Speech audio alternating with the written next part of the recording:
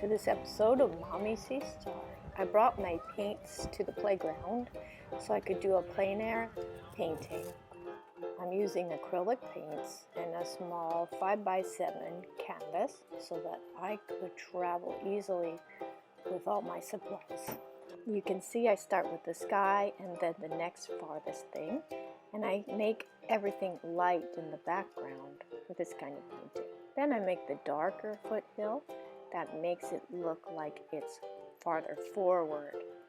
I actually looked at the Mona Lisa, and that's when I noticed that. He paints things light in the background and then gets darker towards the front. And then I looked at the hills and noticed it's like that. I try to put down the color that's the most prominent, and then I start to add a little more detail. The shadows and the light.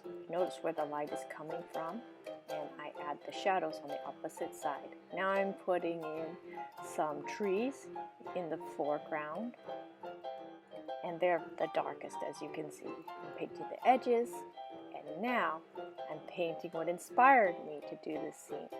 The big tall palm trees that we have everywhere in California. These tall dark palm trees are a great contrast with the gentle purple hills. I'm adding some highlights to the palm trees, and now I'm putting some foliage in the front. So layers, layers, layers. That's why acrylic is so awesome, because it dries fast and you can work fast on site. And here's my painting. You can try landscape painting. It's so much fun.